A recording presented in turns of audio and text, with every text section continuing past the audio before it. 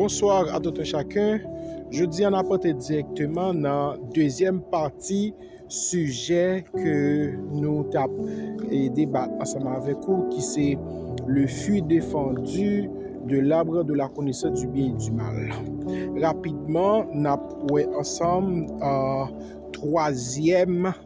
deuxième partie qui c'est troisième. Dans la deuxième partie, nous avons une troisième signification, le fruit défendu dans l'arbre de la connaissance du bien et du mal. On a regardé dans Éphésiens chapitre 2, verset 1 à 3, qui ça dit? Il dit, vous étiez morts par vos offenses et par vos péchés, dans lesquels vous marchiez autrefois selon le train de ce monde, selon le prince de la puissance de l'air, selon l'esprit qui agit dans les fils de la rébellion. Ok, verset 3. Et il dit, nous tous aussi, nous étions de leur nombre et nous vivions autrefois selon les convoitises de notre chair, accomplissant les volontés de la chair et de nos pensées. Et nous étions par nature des enfants de colère comme les autres. Normalement, et une chose à noter, c'est que l'apôtre l'a dit là dans les Éphésiens, il fait qu'on est que vous étiez morts, parce que vous marchiez selon le monde. 2, vous viviez selon la chair. Mettez accent sur ça. Même j'en noté, dans deux premières significations, fut défendu dans l'arbre de la connaissance du bien et du mal. Première signification, c'est le monde haïr. Deuxième, c'est la chair. Maintenant, là, regardez, la Bible dit ce monde. Lorsqu'il dit ce monde, qu'est-ce que ça veut dire? Ce monde-là, dans le même texte, il y a un parallélisme que nous voyons dans le texte. Là, il dit ce monde-là, c'est le prince de la puissance de l'air. Lorsque on dit puissance de l'air, c'est l'air atmosphérique, à savoir l'habitat de l'homme, qui c'est le ciel, la terre et la mer. Et pas oublier que la Bible dit dans 1 Jean, chapitre 5, verset 19, le monde est sous la puissance du malin. Nous là, donc le prince de la puissance, le prince c'est le malin. Ok. 2, ce monde veut dire c'est l'esprit qui agit dans les fils de la rébellion. Donc lorsque nous les fils de la rébellion, ou que les fils des enfants, les enfants de colère, à savoir l'homme qui vit dans l'homme, qui vit dans le corps de l'homme. Okay. Cet esprit que nous parlons de lui aujourd'hui, c'est un esprit qui est le plus proche, il est le plus grand ennemi de l'âme de l'homme. C'est le problème fondamental, de la race humaine.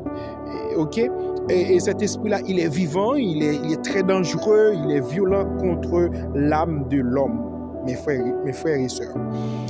La Bible esprit ça plusieurs noms, et il y a un nom que la Bible esprit ça l'esprit d'esclavage. Regardez dans Romains 8 verset 15, et l'esprit de timidité. 2 Timothée 1 verset 7, l'esprit du malin. 1 Jean 3 verset 12 à 15, l'esprit du monde. 1 Corinthiens 2 verset 12 à 13, l'esprit de mort. Apocalypse 21 verset 4. Laissez-nous dire que l'esprit ça, il demeurait dans l'habitat de l'homme. Il demeurait deux côtés. Il habitait deux côtés. Il habitait dans l'habitat de l'homme, à savoir le ciel, la terre et la mer, et il habitait dans le corps de l'homme. Nous parlons ça ensemble, spécialement dans le corps de l'homme. L'esprit ça, il habitait dans le corps de l'homme. On nous garde dans le corps. On nous garde dans le corps et monde qui était dans fête Jérusalem. Ok, moun qui était dans la fête Jérusalem. On regarde dans Jean 2 verset 24, il dit, mais Jésus ne se fiait point à eux, et car il les connaît tous. Ok, Jésus les connaît tous, et parce que Jésus n'avait pas besoin qu'on lui rendît témoignage d'aucun homme, car Jésus savait lui-même ce qui était dans l'homme. Donc Jésus connaît ça qui est dans l'homme. Donc Jésus a parlé de esprit ça qui habitait dans le corps l'homme. On nous garde l'esprit ça qui est dans le corps apôtre Paul. et dans Romains chapitre 7 verset 14 à 24 nous ka regarder dans esprit ça qui t'a agi dans apôtre Paul. Regardez dans esprit ça qui t'a agi dans foule là encore disciples dans Marc chapitre 7 verset 17 à 23. Laissez-nous dire que l'homme n'a pas été créé avec cet esprit dans son corps. Mais l'homme l'a reçu en obéissant à la voix du serpent dans le jardin que nous tous ouais dans Genèse. Cet esprit là c'est l'esprit hérité d'Adam et de ses ancêtres. En nous regarder le péché, la Bible dit le péché est entré par l'homme. Regardez dans Romains chapitre 5 verset 12, verset 18, verset 21. OK, l'homme a reçu l'esprit de servitude. Donc dans Romains chapitre 8 verset 15, verset 18, verset 21. OK, il dit que nous pas recevoir esprit ça dans mes bon Dieu, mais nous recevoir dans mes Satan. Esprit nous recevoir dans mes bon Dieu, c'est cet esprit qui a fait nous créer Abba Père. Est-ce que non? La mort est entrée par l'homme. Nous jouons ça dans 1 Corinthiens 15 verset 21. Esprit ça relie la mort. Laissez-nous dire que esprit ça n'a pas l'ordre de lien qui c'est le fût défendu, c'est un esprit et esprit ça c'est la mauvaise nature adamique.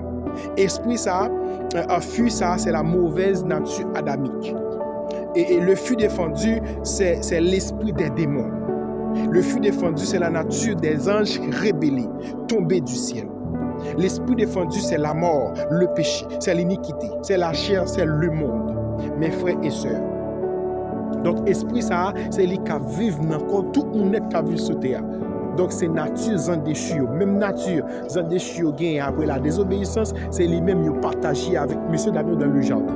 Donc, le fût défendu, c'est la nature des anges déchus. Donc c'est ça nous devons partager avec vous dans la vidéo ça. Restez branchés pour une autre vidéo. Nous connaissons volonté et qui ça nature ça, qui ça esprit ça voulait pour l'homme fait. D'accord, merci.